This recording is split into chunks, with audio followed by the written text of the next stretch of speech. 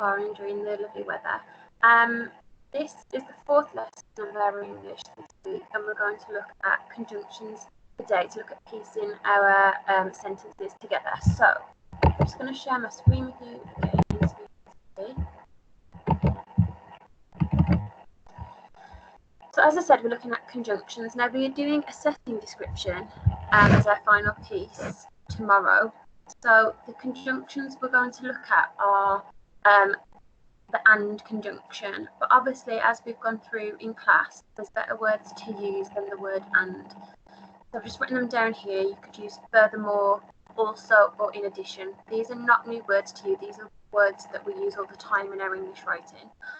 I've also at the bottom written some other conjunctions you might want to use. So we've got while. So while one thing's happening, another thing's happening. Meanwhile, when, if, and that. So those are the conjunctions I'd like you to try and include in your work today. I don't want to say the word and, I'd rather you use the alternative words that I've put up there for you. So just to go over what conjunction is, to recap, it's when you join two sentences together with one of these words. Okay, so what I've done is I have put together all of the descriptive language that I've come up with myself this week. So I went back and looked at my adjectives, my adverbs, my similes, my alliteration for the different nouns, and I just put them together on one page so it was easier for me to show you. You should still have your piece of paper that you've used to write all your ideas down so far this week. So you definitely need to have that in front of you, because we don't need to be making up descriptive language because we've already spent a couple of lessons doing that already. So I'm not going to read out the descriptive language, it's stuff that I've already covered in the previous lessons, but I've just put it all together on one page so it's easier for me to look at rather than flicking from slide to slide. Now, this is a slide that I showed you yesterday, and this is the fronted adverbials. Again, I haven't added anything new to it. These are just the ones that I had yesterday. Remember, a fronted adverbial goes at the start of a sentence and you need to put a comma after it. So we are looking at conjunctions today. So we're basically building up a picture here. Monday and Tuesday we were looking at descriptive language. Then we used that descriptive language yesterday and added fronted adverbials to it to add more detail to the sentence. We're doing a similar thing today, but now we're adding conjunctions in as well to extend the sentences and make them longer. Now, my first example here of the setting description, just to go over this, I have noticed a few people in my class have started to describe the characters. They're not describing the characters, this is purely a setting description about Neverland. So, the first sentence. One glorious morning, the glistening sun shone over Neverland. Furthermore, a multicoloured rainbow arched across the sky.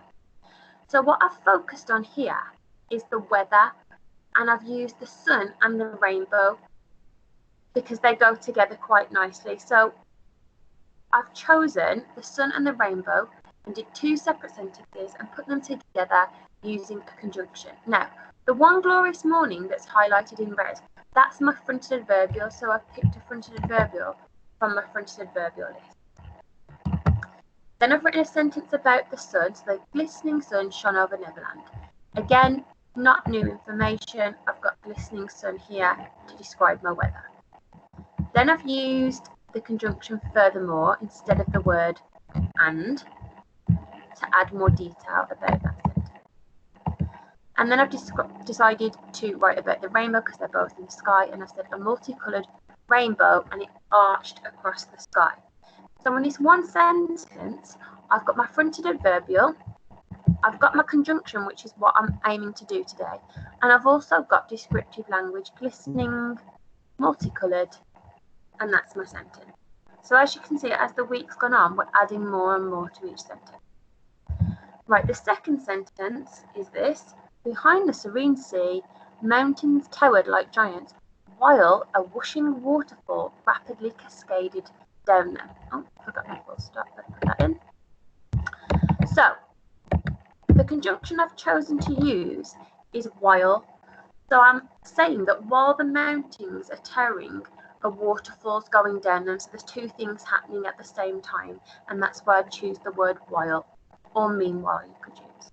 So behind the serene sea in red is my fronted adverbial that I've used from my list.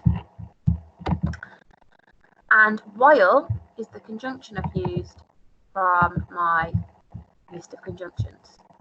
And then the descriptive language, so the mountains towered like giants. If we go back to my descriptive language, here we go. Mountains. Oh, I have actually got that one in there, but we did use it in a previous lesson. And we've got whooshing waterfall. So whooshing waterfall I already had, and I've just put the two ideas together. So the reason I've put these two together is because the mountains in the picture and the waterfall are right next to each other, so it's easy to combine those two ideas together. So what you need to do today is build up on your sentences from previous lessons. And what I've done for you to help you is I've given you the picture again, but I've put here sun and rainbow, so you could write a sentence with using a conjunction, and one sentence about the sun, one sentence about the rainbow, and join them together using a conjunction, because those two nouns go nicely together because they're both in the sky. Then you could write a sentence about the mountains and the waterfall, because again, those two things involve one another in the picture, so they go nicely together. Then I said the ship and the sea. You could do two sentences and put them together, joining a conjunction, because the ship is on the sea, so they're related to one another. And then I've said the trees and the flowers, that you could do two sentences about those and put them together. So what I'm really looking for today is for you to write 4 sentences. So these are your 4 ideas here. One about the sun and the rainbow, one about the mountains and the waterfall, one about the ship and the sea, and one about the trees and the flowers. Remember, you only put one conjunction in per sentence, and the conjunctions that I would like to see are from this list here. Okay? Now, when you go into Purple Mash and you're going to write, remember please to put your capital letters and full stops for each sentence. Make sure your sentence is starting with a fronted adverbial. Make sure your sentence has got descriptive language in that you've already come up with. And the key thing to remember is it must have a conjunction in it. That's the whole point of this lesson, is to extend your sentences. And obviously remember your capital letters and full stops. So I'm only asking you to do 4 sentences today, but they need to be quite detailed: fronted adverbial, descriptive language, and conjunction. I hope you get on all right with that. If you're stuck, you know that you can come onto the blog and ask your teachers for any help, but you should have all the ideas that are ready. You're just piecing them together like a jigsaw. Okay, good luck with that today. I'm sure these sentences are going to be fantastic, and I cannot wait to read them later on.